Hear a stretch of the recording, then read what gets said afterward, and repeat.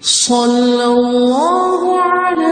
محمد صلی اللہ علیہ وسلم۔ اعوذ باللہ السمیع العلیم من الشیطان الرجیم، بسم اللہ الرحمن الرحیم، والصلاۃ والسلام علی رسولہ الکریم۔ بخاری شریف کتاب صفت الصلاۃ، اور نماز کے بعد ذکر والا باب جو ہے وہ جاری ہے، اور اس میں آج جو حدیث ہم پڑھیں گے یہ حدیث ہے 807، اور حضرت ابو ہریرہ رضی اللہ تعالیٰ عنہ سے روایت ہے۔ عن ابی ہریرہ رضی اللہ تعالیٰ عنہ قال، فرماتے ہیں جاء الفقراء الی النبی صلی اللہ علیہ وسلم، نبی کریم صلی اللہ علیہ وسلم کی خدمت میں کچھ غریب لوگ حاضر ہوئے۔ فقالوا، اور کہنے لگے، ذهب اہل الدثور من الاموال بالدرجات العلی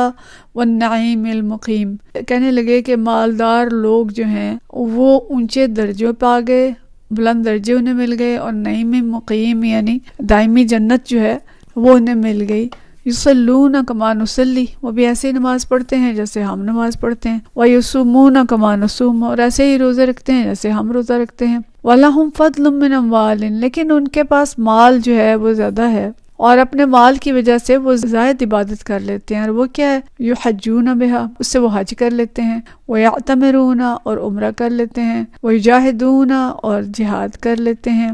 اور یتصدقون، صدقہ کر لیتے ہیں۔ مطلب دیکھیں اب ان کے اندر ایک فکر ہے کہ مالدار لوگ تو ساری عبادات کر لیتے ہیں جو ہم نہیں کر سکتے۔ قال، آپ صلی اللہ علیہ وسلم نے فرمایا، الا احدثکم ان اخذتم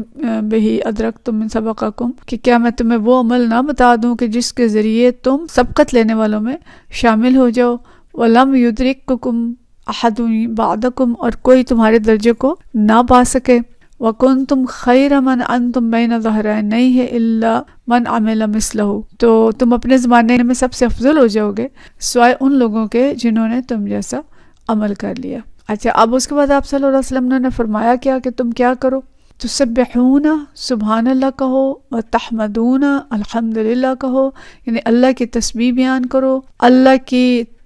تحمید بیان کرو، وتکبرون، اللہ کی تکبیر بیان کرو، خلف کل صلاۃ، ہر نماز کے بعد، ثلاثا و ثلاثین، 33 دفعہ، ٹھیک ہے، ہر نماز کے بعد 33 دفعہ تسبیح، 33 دفعہ تحمید، اور 33 دفعہ تکبیر۔ اچھا، وہ کہتے ہیں فاختلفنا بیننا، پھر ہمارے درمیان اس میں کچھ اختلاف ہو گیا۔ فقال بعضنا، بعض نے کہا، نسبح ثلاثا و ثلاثین، کہ ہم 33 دفعہ تسبیح پڑھیں، ونحمد ثلاثا و ثلاثین، اور 33 دفعہ جو الحمدللہ پڑھیں، تحمید کریں، ونکبر اربعا و ثلاثین، لیکن جو تکبیر ہے اس کو ہم 34 دفعہ پڑھیں۔ فرجعت الیہ، پھر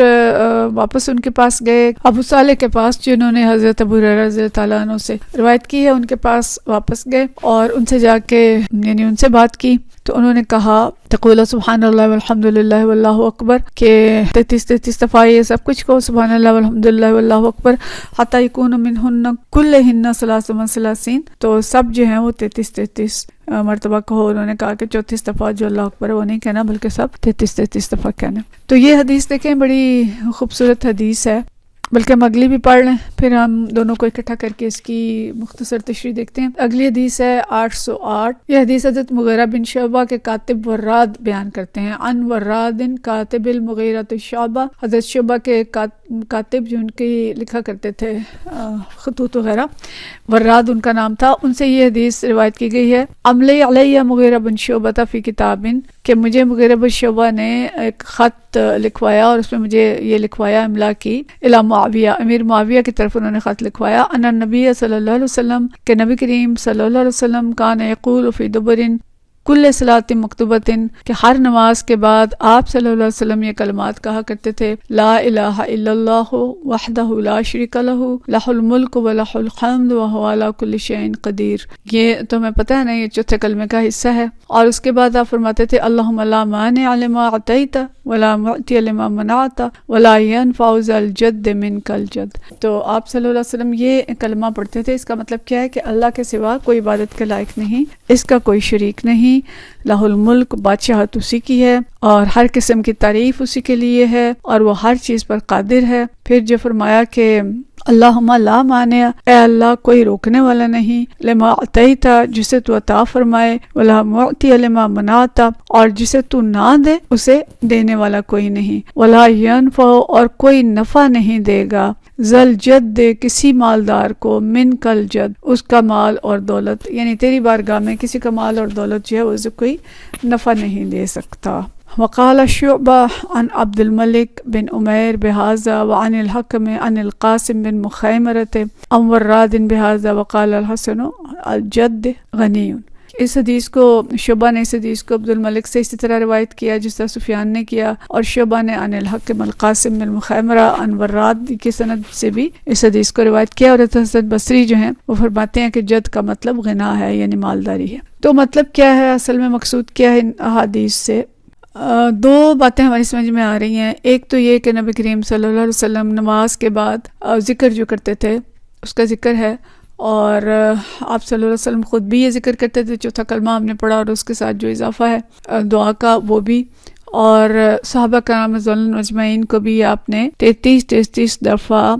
سبحان اللہ والحمدللہ اور اللہ اکبر کی ترغیب دی کہ یہ جو ہے تسبیح نماز کے بعد کیا کرو۔ اب یہ تسبیح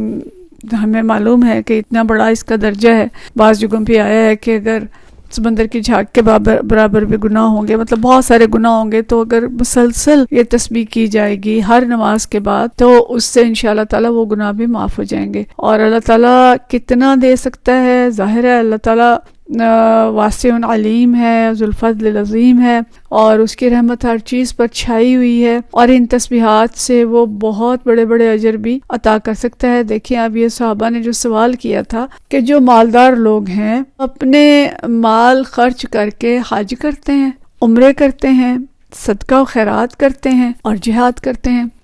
جو جہاد پہ مال خرچ کرتے ہیں نا وہی مراد ہوگی، تو وہ ہم سے زیادہ ثواب لے گئے۔ اب دیکھیں کہ نبی کریم صلی اللہ علیہ وسلم جو انہیں ترغیب دے رہے ہیں کہ تم یہ تسبیحات کرو، اور اس کا مطلب ہے کہ ان تسبیحات سے آپ صلی اللہ علیہ وسلم نے جو فرمایا تھا کہ اپنے عہد کے لوگوں میں جو لوگ تمہارے ساتھ ہوں گے ان میں سے کوئی بھی اس عمل کو نہیں پا سکے گا سوائے اس کو کہ جو خود اس جیسا عمل کر لے، یعنی تم سے کوئی سبقت نہیں لے جا سکے گا، تم سبقت لے جاؤ گے، یعنی کوئی مال خرچ کرنے والا، حج کرنے والا، عمرہ کرنے والا سبقت نہیں لے جا سکے گا۔ تو انسان بڑا حیران ہوتا ہے کہ کہاں حج کرنا، عمرہ کرنا، جہاد کرنا، اتنے بڑے بڑے اعمال کرنا، اور کہاں یہ بات کہ بیٹھ کے بس تسبیحات کر لیں۔ تو یہ اللہ تعالیٰ کی عطا ہے، اور اللہ تعالیٰ تھوڑے عمل پہ بھی جسے چاہتا ہے زیادہ اجر عطا کر دیتا ہے۔ اس لیے ان تسبیحات کے بارے میں آیا کہ ان کی بہت زیادہ فضیلت ہے، اور ہر نماز کے بعد کوشش ہونی چاہیے کہ یہ تسبیحات جو ہیں وہ 33 دفعہ کر لی جائیں، اور بعض جو ہیں وہ یہ بھی کہتے ہیں کہ 33 دفعہ یہ پڑھ کے، اور اس کے بعد جو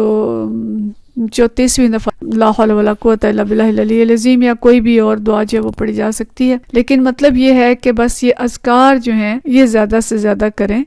نماز کے بعد پابندی سے کیے جانے والا ذکر جو ہے یہ بڑے بڑے اعمال کو پا لینے کا ذریعہ بن سکتا ہے۔ اچھا، دوسری بات جو ہمیں پتہ چلتی ہے وہ بڑی اہم ہے کہ صحابہ کرام رضوان اللہ اجمعین کی جو سوچ تھی وہ ہماری سوچ سے کتنی مختلف تھی۔ آج کی مادیت کی دنیا میں جو مقابلہ ہے وہ اسی چیز کا ہے کہ جی اس کا گھر اتنا بڑا ہے، اس کی گاڑی اتنی بڑی ہے، اس کا مال اس کے پاس اتنا ہے، ہمارے پاس نہیں ہے، فلاں امیر ہے، فلاں غریب ہے، اور جتنا بھی ایک دوسرے کی عزت افزائی ہے وہ اس کے عہدے اور مال اور ان چیزوں کی وجہ سے ہوتی ہے۔ لیکن صحابہ کرام رضوان اللہ اجمعین کی جو سوچ تھی ان کے نزدیک یہ چیزیں کوئی اہم نہیں تھیں، بلکہ انہیں فکر اس بات کی تھی کہ دوسرے لوگ ہم سے آخرت میں زیادہ درجے پا گئے یا وہ ہم سے زیادہ اجر لے گئے اور ہم اجر میں پیچھے رہ گئے، تو کیا صورت ہو کہ ہمارا اجر جو ہے وہ ان سے بڑھ جائے۔ جیسے ہم نے پیچھے صحابیات کا بھی پڑھا تھا کہ انہوں نے بھی آ کے کہا تھا کہ مرد ہم سے زیادہ اجر لے گئے کہ وہ جہاد کرتے ہیں اور وہ باہر جاتے ہیں اور بہت سارے کام کرتے ہیں جو ہم نہیں کر سکتے۔ تو خواتین کو بھی نبی کریم صلی اللہ علیہ وسلم نے جو جواب اس طرح کا دیا تھا کہ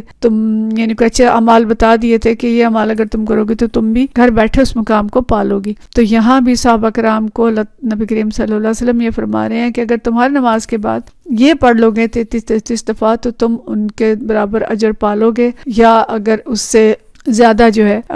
تم سے زیادہ کوئی اجر نہیں پا سکتا۔ تو خوبصورت ترغیب ہے کہ ہم سب نماز کے بعد یہ تسبیحات کیا کریں تاکہ بلند درجے بھی ملیں اور ان کے ذریعے ہمارے گناہ بھی معاف ہوں اور ہمیں بہت سارے حج، عمرے اور اللہ کی راہ میں خرچ کرنے کا ثواب جو ہے وہ حاصل ہوگا. لیکن بس یہ ذہن میں رکھیں کہ کسی بھی عمل کو جب دوام کے ساتھ کیا جاتا ہے، مستقل کیا جاتا ہے، تو وہ زیادہ باعث اجر ہوتا ہے. اللہ تعالیٰ ہمیں یہ اجر حاصل کرنے کی توفیق عطا فرمائے اور ہم سب سے راضی ہو جائے. وآخر دعوانا ان الحمد للہ رب العالمین.